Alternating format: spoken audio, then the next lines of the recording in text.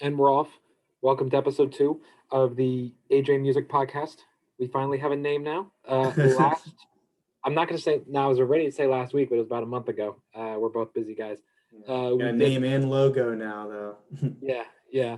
We did, we did a mega review of the Green Day records, and just to as a special start off there because that was music that the two of us were pretty familiar with and listened to a lot in college because it's kind of Green Day kind of is suitable music for when you have a bunch of people around. I guess kind of scratches everybody's itch.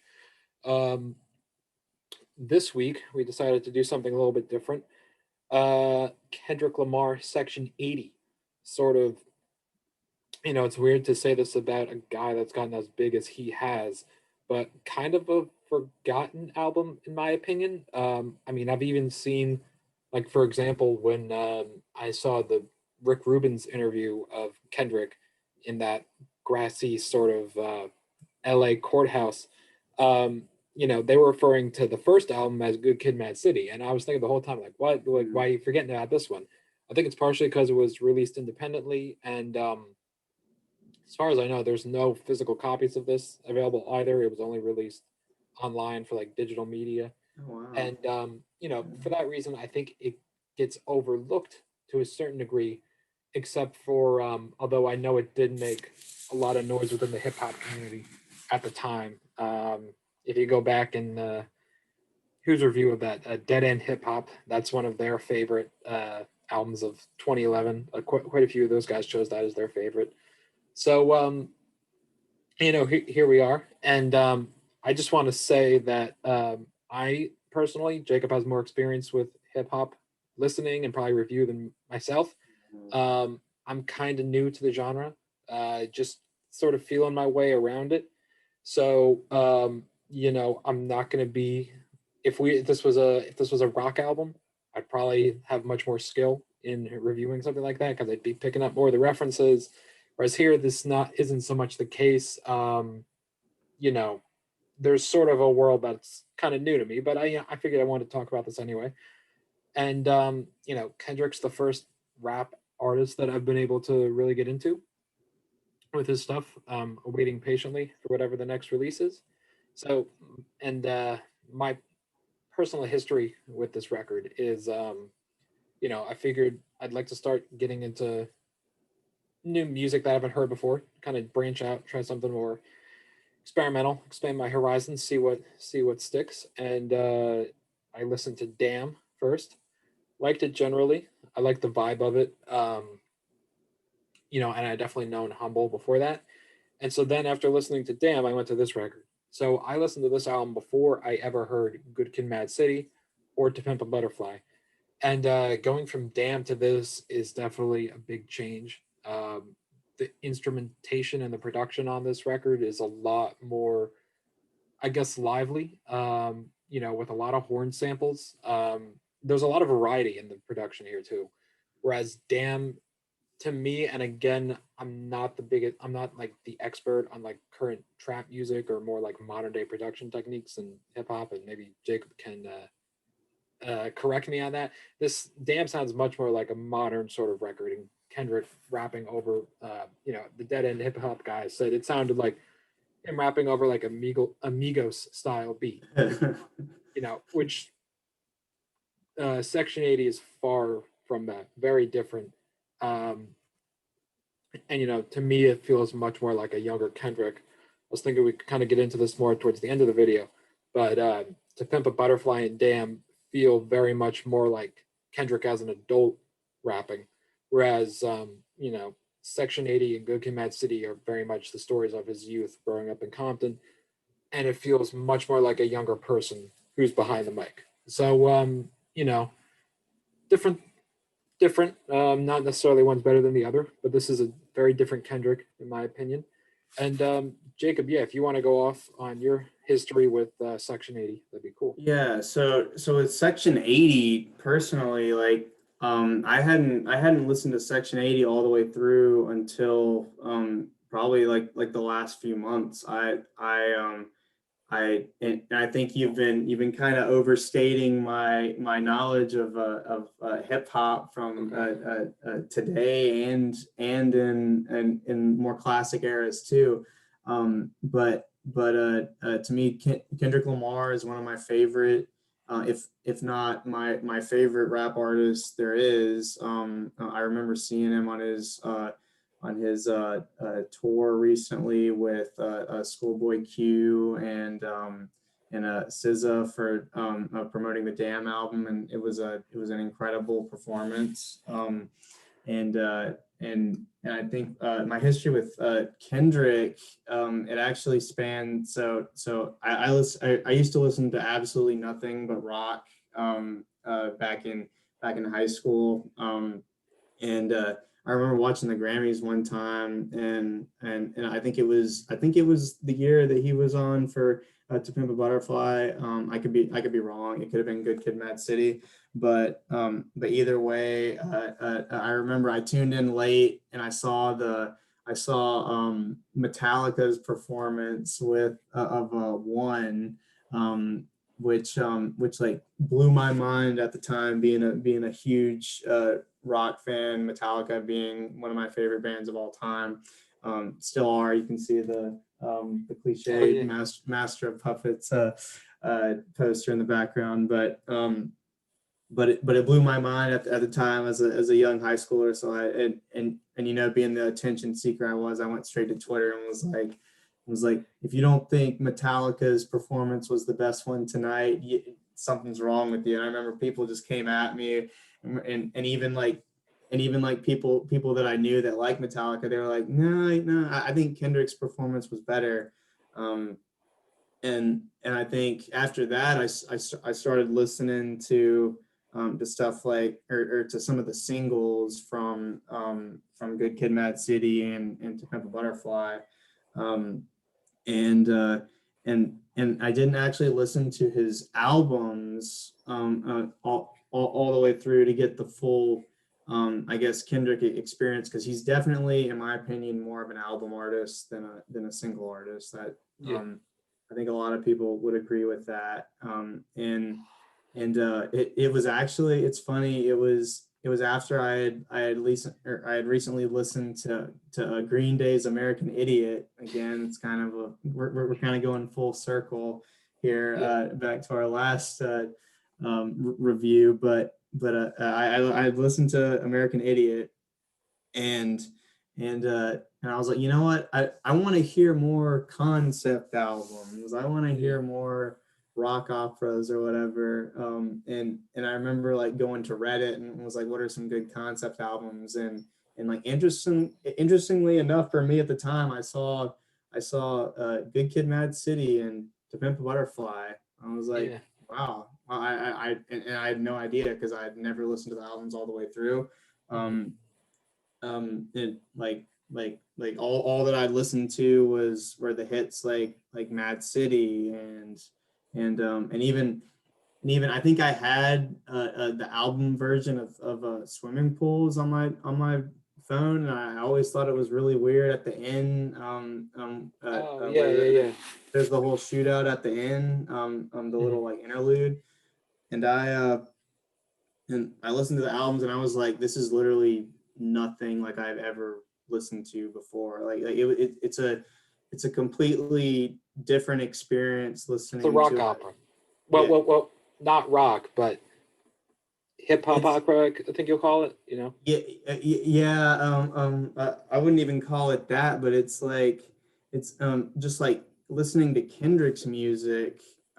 His albums play like movies or reading a book, like in the way that they're organized, and all of the interludes and Hmm. stuff. Section 80 I turned to recently because I wanted to listen to everything in his discography. I listened to Damn all the way through, and it was obviously the my least favorite of the three that I listened to. Um, so I turned to Section 80, and it was really cool to see I think like you said, a really young Kendrick, still experimenting with concept albums, and there's a lot of that with how this album's organized. It's organized in by sections where there's interludes, by song titles that are literally like it plays like reading down a bill or a law or something. You got chapter 6, chapter 10 of section 80. Yeah. Like it's really interesting how it's organized, and I think even like listening to the production on this album and his flows on this album, like you can see first off, it was really impressive to me that he was able to do this without a record label. And from what I've read, most of the producers on this album were pretty unknown. Maybe they were well known in the underground or in West Coast hip hop, but Hmm. there obviously weren't any Drake features like there are on Good Kid, Mad City. There Yeah. aren't any Dr. Dre features. It's like, um, Hmm. and the fact that he was able to produce something like this without a record label, with a lot of very unknown producers and features, I think was really cool. And I think this is a really this is an album that sometimes gets lost in his canon. I think like you said, I actually did not know that there are not physical copies of this album, Yeah. but I was almost going to say this is an album I want to add to my collection, but apparently I Well, you can always can't. buy a bootleg. You can always buy bootlegs. So Yeah. I actually, I know it's heresy. I actually have a bootleg copy of "To Pimp a Butterfly," wow. just so I could have the cool artwork and album, and Colored vinyl. yeah, colored vinyl. Yeah, because I'm real into that. But I have the real version too, so you can still listen to it all the way through, like it's supposed to be listened to. But Yeah, yeah.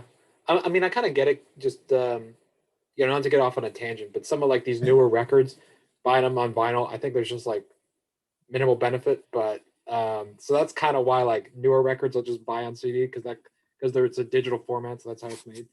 But maybe I'd get this on vinyl if I. It's a cool cover. I like the cover a lot actually, with yeah, the Bible and the pistol and the rosemary and the rosary beads. But yeah, so we'll get into this. It's again, it's a very different sort of vibe, amateurish in the not necessarily bad way, but you can tell that the budget's sort of lower here, even though I think they do a really great job with what they have though. So yeah, we'll start off here at the top. I'm gonna pull up the track list in front of me here. Um, we start off with in Fuck Your Ethnicity, sort of an introduction of the concept here, even though, questions whether this is really a perfect concept album or not, um, I think can sort of be asked because there are a couple songs here that really don't fit into the, remainder of the theme. A couple more like braggadocious ones. But, I think generally the theme of the record is to what extent your community affects your psychology, kind of, which is in no way anything unique or unheard of, but it doesn't, that's fine. And specifically how poverty sort of defines who you are. So, we begin there with the campfire and the I guess MC, even though Kendrick's technically the MC in a hip hop sense, we have an MC in terms of a meeting sense. And wow. yeah, they discuss how, the stories of Tammy and Keisha, even though really Tammy and Keisha only pop up on a couple songs here, it's defining their life and kind of what Compton did to them, I guess. So first track, "Fuck Your Ethnicity," I think kind of plays into the fact of it's braggadocious in the way as though I think Kendrick's rapping about how great his skills as a rapper, go beyond any sort of stupid little divisions, talking about look at the line of people getting off work and they're so diverse, they all want to see Kendrick, sort of. So how he can apply to everybody, and I think there is a definitely a universality, I think, in this message and in the message throughout the record, which of sort of define your own life, do what you have to do, don't do things other people do just because they do them. And yeah, I mean, I guess like we were saying before, we'll rattle off a couple songs. I'll give my thoughts on them, then you can, Jacob. But fuck your ethnicity. I generally like. I really do like the background vocals. Hold up. That's another cool one with a very cool horn sample. Um, and sort of these weird images about being on an airplane and being a badass. Kind of a kind of one of those braggadocious songs, I think. But to me, it doesn't come off as like obnoxiously so. And the way that the drum beat kind of goes against the I don't know what the term goes against, but combines with the horns is really a positive. Mm-hmm. And I really do like the beat on this. And then you know ADHD, which is probably most likely the most well-known song from this album because I think it was in GTA, one of the Grand Theft Auto games. But no, definitely one of the favorites off this sort of it one of the central songs to the album too, which is showing how his generation, the circumstances they grew up in, caused them to abuse drugs and kind of, you know, null sort of the pressures of his environment. So I actually wrote down some of the lyrics here on my little note sheet. Um, from the song, hope to take the pain away from the feeling that he feel today. You know when you're part of Section 80 and you feel like no one can relate. I think that sort of one lyric, as we'll talk about towards the end, kind of sums up the entire album, sort of the concept of it, of the alienation associated with poverty and how people try to drown their sorrows with that. Um, yeah, no, definitely one of my favorite tracks from the album. Um, well, I guess we'll talk about the ones up to chapter 6, which is the first interlude. So, No Makeup, Her Vice. I think that this song gets a lot of flack because of obviously the EDM sort of emo style chorus, which Yeah, actually doesn't grate on me anymore as much as I thought it typically would. Um, and I actually think the lyrics are cool enough. It's sort of obvious. It's how should I say this? Um, you can kind of predict where the song is going from where it first starts, but how she's using makeup to cover up, different bad insecurities or being abused by somebody. But I think it works well enough, and it's a nice enough song. It's not something that grates on me as much as other people say. And then Tammy's song, sort of about how a lot of men, I guess, in Section 80 are not the most loyal, and that eventually, they just keep pushing women around. And at the end of it, the only people women feel they can trust are themselves. So, they hook up with each other. But, this song has an interesting concept, but the flow gets sort of grating on me, kind of obnoxious in just listening to it and the flow he uses again. But interesting. And you have a lot of variety in the production there too. I mean, you think of Tammy's song and then No Makeup, and from a sonic standpoint, they're nothing like Fuck Your Ethnicity or Hole Up, which with the you know, especially the horn sample there in Hole Up and some of the female background vocals in Fuck Your Ethnicity. Whereas those two other songs have a much more, I don't know what kind of term you want to use. EDM. Yeah, no, EDM is probably the term to use it. Vibe to them. So a lot of variety in the production here, which is cool. And then then you have the interlude, chapter 6, which is just a live fast, die young sort of thing. I'm not going to analyze it any more than I think it wants to be analyzed. So it's just a cool little interlude. And you go back to the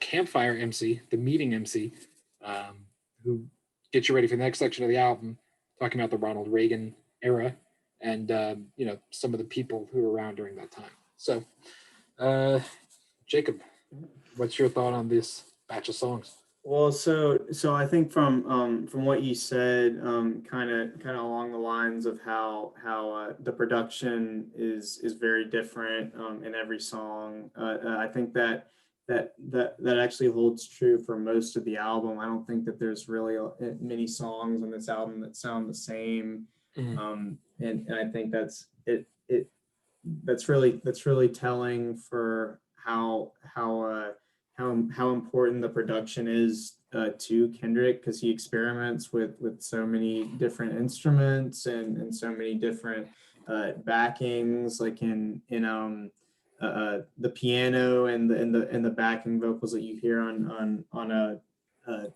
Fuck Your Ethnicity don't really come up Yeah, I should have as mentioned that. I do like the piano a lot there. That's actually works well for me.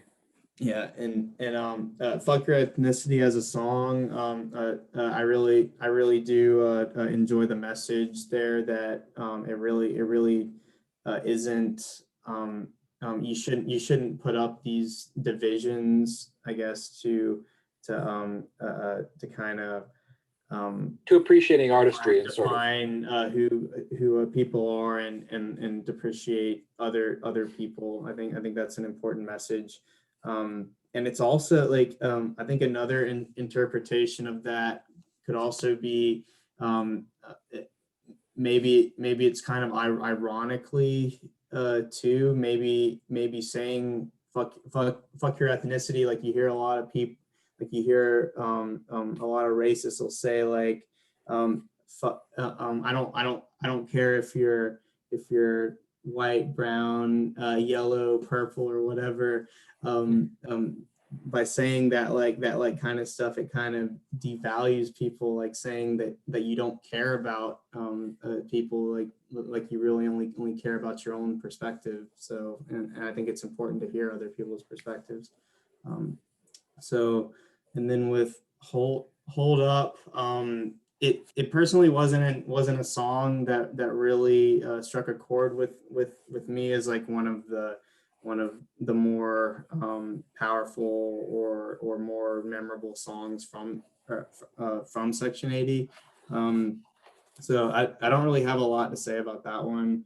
ADHD is it on the other hand is very it kind of sums up the record, like you said, it talks about um, kind of how poverty affects people, how your environment and policies affect you, how drug abuse can affect a community.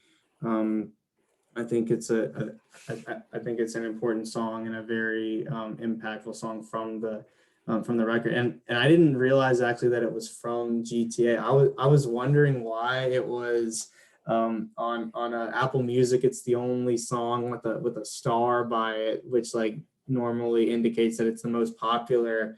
Mhm. And I thought that was interesting because High Power is the only single from this record. So I would have figured that High Power would have been the more well known song. I had no idea this was from GTA. I think that's pretty interesting. Yeah. Um, and then and then No Makeup. Honestly, I think the first time that I listened to this album all the way through, I was like, this is a message that's been uh, this is a this is like a theme for a song that I've heard a million times from Yeah. every Justin Bieber or Backstreet Boys song, or Yeah. we're talking about like, oh girl, you're pretty, you don't you're pretty in Yeah. your own way, you don't I need do like makeup. the twist it but takes at the end but though. I think that this song actually is a kind of more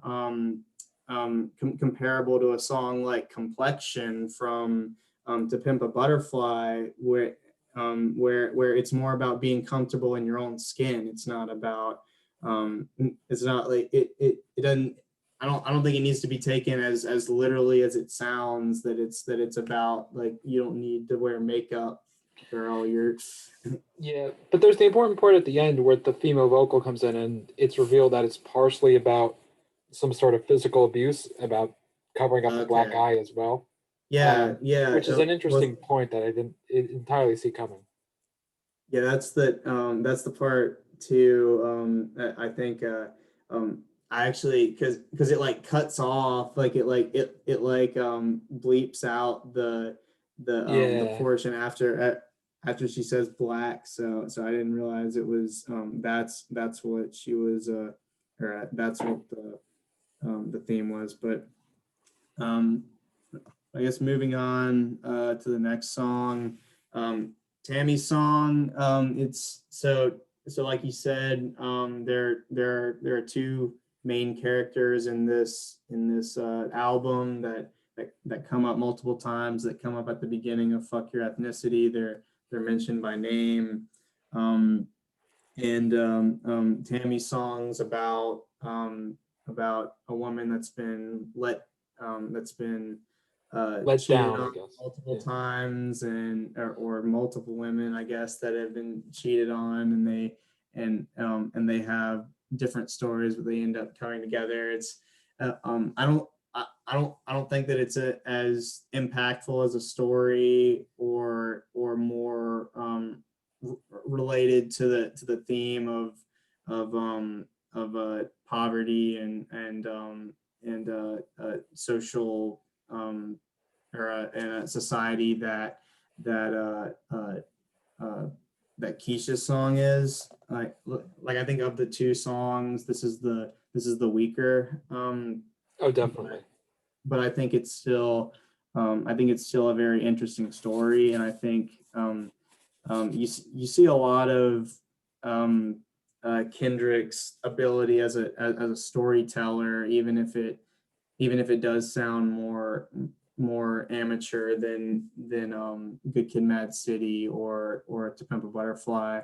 Um, and then chapter 6, it's again that kind of just like the interlude back to the fire story, talking about or kind of setting up Ronald Reagan era, which I think is personally one of the best songs on the album, Yeah, both uh, lyrically, production, it's got message.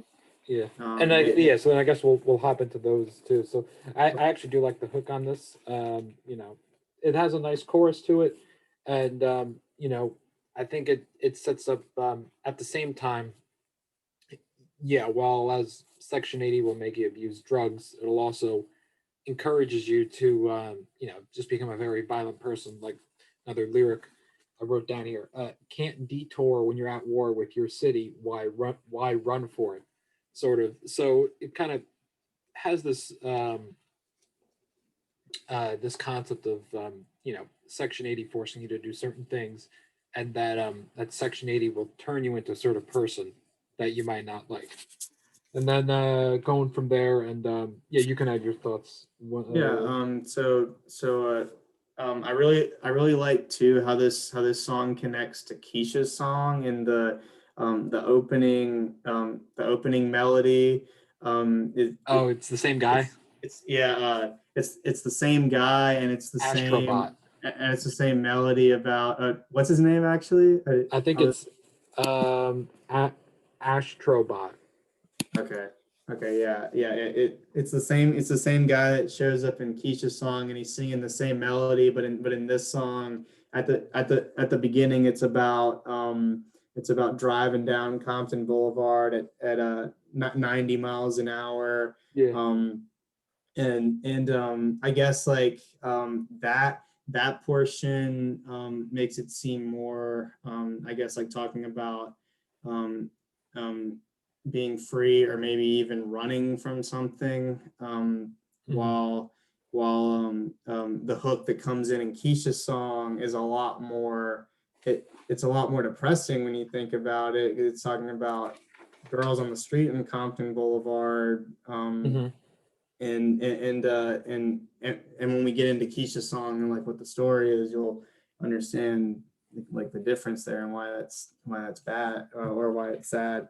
Um, then Ronald Reagan era, it's a song that I think thematically is what the album's about and and how kind of the policies from the era that shaped Kendrick's generation have affected his community, caused poverty, violence, and drugs, and and It's pretty much saying he's a child of the crack of the epidemic. yeah, and that's what he talks about too in ADHD as well. Drugs are a very uh, are a very big piece of this album. Mhm. Now, Poe Man's Dream, one that I actually like quite a bit. It has a good instrumental to it, a good feature too. Who I actually don't know the name of who's on the feature there. GLC, I guess, for Wikipedia. But yeah, no, definitely one of my favorites from the album. Talking about how he's gonna try to be something more than what he sees a lot of his peers becoming. And how he used to want to do, to go to jail, look the judge in his face when he sentenced him, but now he's looking for something more. Um, you know, Another lyric here I wrote down that I really liked a lot. You come home to a pocket full of stones, a Metro PC phone. Then you went back in. So when I touch the pen is in my view. I'm gonna get it right just so you smoke good, eat good. But pocket full of stones, by the way, I believe is a reference to selling drugs. I think there was a popular early '90s song from another Compton era group. Could be wrong on where they're from, entitled that. No, but it has a good hook, good verse, and I really do like the feature at the end there. No, quality lyrics too, good wordplay. I think like the song, and then chapter 10, another interlude. Really quick, again, you go back to the campfire, and the MC's talking about vulnerability and set you up for the latter half of the album. And chapter 10 kind of discusses how Section 80 has marked him as separate from the rest of the world, sort of, and informs his worldview. So, yeah, Jacob, you want to give your thoughts on Yeah, those and two? I think with Poe Man's Dreams, it's very interesting because when I first heard this song, I equated the theme to it to like very similarly to what the entire theme of Good Kid, Mad City was, and basically, um, and, and basically there's a million different K dots out there. There's a million different Kendricks out there that want to be successful, but they're held down by their surroundings, and they can't leave um, the place that they are now to achieve those dreams. So I think that was and it's interesting. That's just all that I could think of when I was listening to that song, was just Good Kid, Mad City. Mhm. Um, and chapter 10, it's the next interlude. It's the interlude into Keisha's song. This song's about I like it's or I think it's interesting that each song, so Tammy's song is about her evils and Keisha's song is about her pain, and those are two different qualities, but also very similar. And they're two similar stories in that both individuals are struggling to deal with the world around them and what's been forced upon them by some of the policies and the drugs and the things that they can't escape. Yeah. I noticed we forgot the spiteful chant there. I really don't like the song very much. I think it's sort of annoying. I think the What song? instrumental I'm sounds sorry. all right, but yeah, I don't know. I think kind of a time waster, and I think the album would be better off without it. That's What just song? me. I'm sorry. That's track 9, actually. We ended up skipping it. We didn't talk about the Well, chapter spiteful chant. chapter 10. No, the one before chapter 10 and after Oh, Poe okay. Man's Dream. It's interesting. The one that I have doesn't even have that. So Yeah, maybe I think it was and because that that that I was one is listening to a Schoolboy playlist Q that was in it that. too. So I'd actually like to listen to that at some point. Yeah, it's all right. Generally, it's a braggadocious track, and I think largely a waste of time. But And all right, I'll go off on the it's next. probably why it's not on the regular version. Yeah, maybe yeah. why it's been taken off. But Um, so I'll go off in the next group of songs. You're probably dealing there with probably the strongest, the core of the album and the strongest portion of it. Keisha's song "Rigor Mortis" and "Cushion Corinthians." Um, with the best song, and I'll spoil it here, but I mean, I think far and away, "Easy" is the best song on the album, being Keisha's song. Probably that's the only one probably from this album that I would put in there in probably your top 10 Kendrick Lamar tracks. Keisha's song. I mean, really some quality wordplay too about the Rosa Parks reference and about self respect, and is an interesting sort of psychological song too in terms of how child abuse at a young age really can devalue somebody's sense of self worth and sort of ingrain into their psychology the idea of just being a pleaser, I guess, all the time, which is you know really a quality album. I'm sorry, a quality song, something I could see on Good Kid, Mad City or one of the more renowned Kendrick Lamar records. Rigor Mortis, I think some of the lyrics are cool, and he's definitely showing off a lot of lyrical skill. The best part, without a doubt, is that sample. Samples the is just that's probably the best instrumental I think on the whole record. Even though there's a couple other ones that rival it, but Rigor Mortis is awesome from that perspective, and he does show a lot of skill in terms of the speed. Another braggadocious kind of track. Christian Corinthians, I think it's all right, but it's one of those songs that I think Kendrick Lamar from another few years later would have been able to do a lot more with.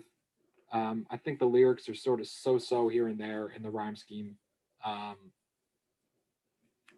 kind of, again, he's not.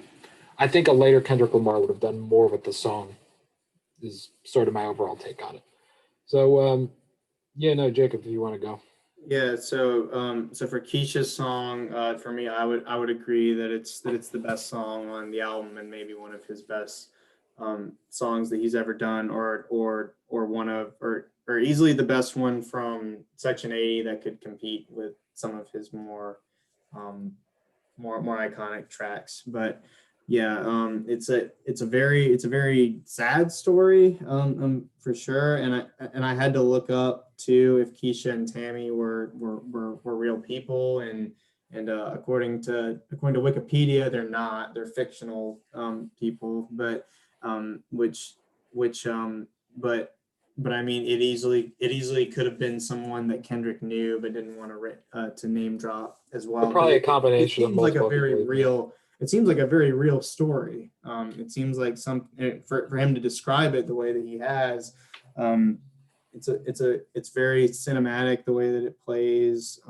It's very it's very sad to see, or to picture someone living this life and having that kind of into her life. And I think it's also interesting to note that this song is referenced in Good Kids Mad City in Sing About Me. Mm-hmm. And it's actually, in that song, it's, I believe it's Keisha's sister or relative or someone who, Mm-hmm. her friend who was actually upset with Kendrick for name dropping this person in that album, and then that person also ends up fading away, quote unquote, just as Keisha has. And I think the connection between those songs um, are very strong, in that they both are um, themed around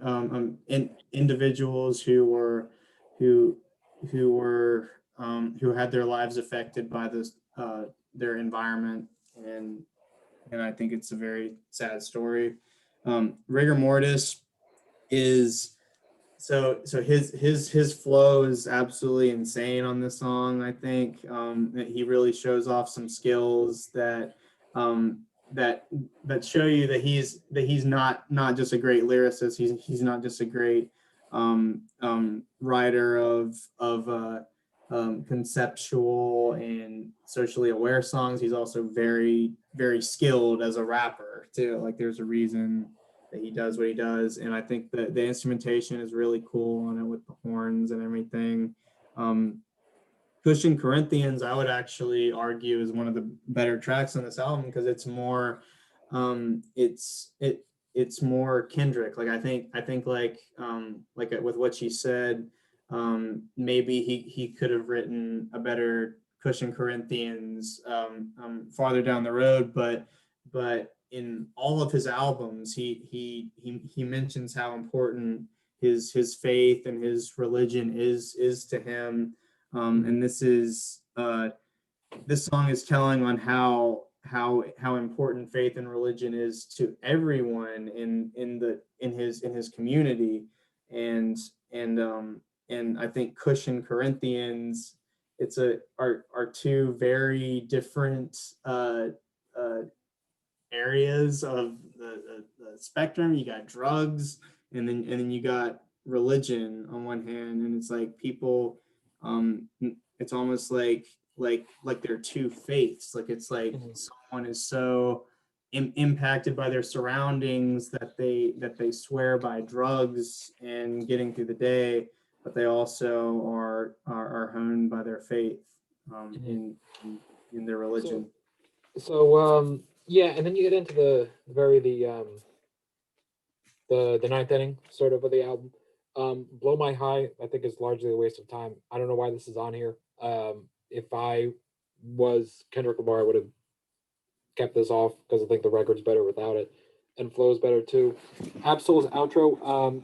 I like some of the jazz on this. Not that I'm the kind of guy that is able to go and listen to that jazz, this sort of jazz style and get into it on my own.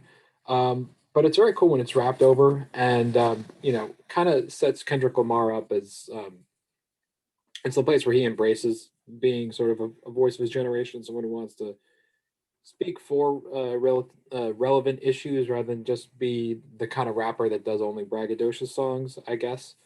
And finally, High Power, definitely one of the high points of the whole album, with J. Cole actually being on the production. I like this one quite a bit. Has really really good beat, and I think it might be his best flow on the album as well in terms of how he sets up the rhyme scheme. And again the concept of build your own pyramids, write your own hieroglyphs, I guess. So rise above sort of the community you're in and live authentically and choose your own life, I guess. But no, quality song. I like that. Yeah, I would agree that "Blow My High" is one of the worst songs, if not the Very worst song annoying. on the It's album. I very think it very is the annoying to listen worst. to. And I think before we did our review here, I had told you that 11 through 15 was my favorite section on the album, but I kind of overlooked that "Blow My High" was even a thing. So Yeah, so yeah, yeah. so I'm not a fan of it. It the way that it's set up, it sounds like a more radio friendly song, not in the lyrical content or anything, but the way that it's composed, it sounds like it was set up to be a single, but it just wasn't good enough to be a single. So um then Absol's outro, I think, is to me it's the best instrumentation on the album. I think it's so cool, the whole jazz build, like you said, to it, and the horn section and the rapping over that, I think, is really cool. And it also kind of sets up High Power at the end, and I think High Powers.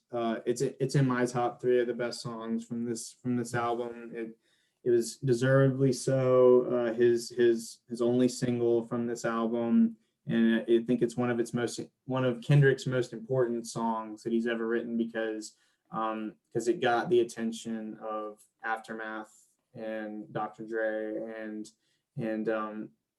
and allowed him uh, keep to keep putting out great albums, and to get that, or to send his messages to a wider audience. And I think High Power in its song in itself, it's an incredible beat. Um, his flow is incredible. The message very empowering, no pun intended there, but it's a message about not becoming a victim of your surroundings, or letting your surroundings define you. You can overcome it, and you can succeed, if you work hard and you escape that. I think it's a very good song. Yeah. Um, so overall, this thing, my three favorite tracks are Keisha song, High Power, and then I guess I'll go Poor Man's Dream. That I think though best instrumental passage, probably with High Power being a close number two, is definitely Rigor Mortis. That is a really really sweet horn sample, and in terms of the lyricism of it, I was after I finished this, I did listen to Damn a little bit, and of the four full length Kendrick releases, I do think that um, as an MC, as a rapper, I do think that this is his weakest effort. Then again, it's his first too. More recent Kendrick Lamar albums, I think, have much better rhyme schemes and wordplay. Um, However, I do really like the production on this. I think it varies itself up, compared to a record like Damn, which I think has an issue with some of the hooks on it. This has a lot more hooks on it, and you know, something like some of those songs from the middle of Damn, while they do have some good wordplay, I'd probably never go out of my way to listen to on their own. Like Feel, Loyalty, or Pride, I'd probably never just listen to in and of themselves. Whereas here, Ronald Reagan era, if that comes on, that's fine by me. ADHD, Hold Up, Keisha's song, Rigor Mortis. A lot of these I think can be picked out from the context of the album a lot easier than a track off Damn, which overall I'd say I might put this, I would probably put this above Damn a little bit, though I should give Damn another listen. I have to agree. Definitely not as good as Good Kid, Mad City or To Pimp a Butterfly. Um, you know, those two are sort of, without a doubt, the next step up. If I had to give this record a letter grade, even though please keep in mind that I'm sort of a hip hop rookie here, I think I would go at like a B plus to an A minus. That's the way I'm feeling. Some of the lyrics aren't so great. There are two tracks here that are definite throwaways in The Spiteful Chant and Blow My High that the record would probably be better off without. But and not all the credit goes to Kendrick here. There's a lot of really good production choices on this, and it switches itself up enough too. So that's my final word. Jacob. Yeah, so this is a very good debut for Kendrick. It's a again, it's not on a label, but I think it really got people's attention, especially in the West Coast at the time, and it allowed him, like I said, to get on a label, and there's some great songs on here. My top three, I think are some of his best work to date, even if they aren't his most popular, and he has and like albums as a whole for To Pimp a Butterfly and Good Kid, Mad City and Damn, maybe better albums overall. But Keisha's song, High Power, and Ronald Reagan era were my three favorites from this album. Um, and yeah, I think um, uh, I, me personally, To Pimp a Butterfly and Good Kid, Mad City, they would have been some really cool albums to review, but they also have They've been been done done to death. they've been done a million This times, is this is and the only Kendrick album you can still kind of make a review on and have something left to say, I guess, because everybody else has said everything else about the exactly, other three. like everybody's kind of milked those albums dry when it comes to that. Um, but me personally, I would put Section 80 um, maybe on the same level as Damn, even though you can tell that he's raw. at the Much better time. wordplay on Damn, much better rhyme schemes, as we will Yeah, see. yeah, and I would actually disagree and say that that with Damn, I think there's a lot more songs that you can listen to outside of the album itself. I think this is a lot more of a it's a lot more of an album that deserves to be listened to from front to back, while Damn at times to me can feel all over the place. And it's it but not to say that it's a bad album, because it's a great album. It's that it's just different for Kendrick, because you know him as more of a chronological storytelling Hmm. type of artist, and you see that kind of stuff in this album, even at his earliest state. So Yeah, me I me mean the thing that he's always brought to the to hip hop that it of what I've heard other guys don't is that he has a sort of vision to it that is very much appealing and very much a story to tell, and he does like keeping his stuff conceptual. Um, you know, sort of kind of got a bit like that Roger Waters kind of vibe, I think, to his music a little bit. Um, but yeah, I mean, I I do consider Section 80 to be, yeah, again, like a good album. But definitely not at the level of Good Kid, Mad City or To Pimp a Butterfly. Yeah. All right. So yeah, Jacob, if you want to So give a grade so here. um so my final grade on this album, I would put it to a B, to a B plus personally. I think it has a lot to say, that definitely that a hip hop albums coming out, if you can even call them hip hop albums, are not doing. There's a lot of uh, uh, there's a cinematic quality to this album, and also a lot to say about society, which is really cool to see. Um, yeah. It's a great album to me. It's not as, or nearly on the same level of some of his later stuff, but it's still really good. Oh yeah, and the last thing about High Power that I didn't get to say, a couple things. He pulls a reference from So Appalled uh, Oh yeah. My Beautiful Dark Twisted Fantasy in that song, which that's one of my personal favorite rap albums as well. Oh yeah, and he also throws some shade on Marcus Camby, which I think is a little unfair. Really good basketball player for a long Oh career. yeah, yeah, So, yeah. Yeah. Okay. All right. All right, guys. Well, this has been episode 2. I hope you stick around for episode 3. Um, I'm Alex. My buddy here is Jacob. AJ Music Podcast. See you guys next time.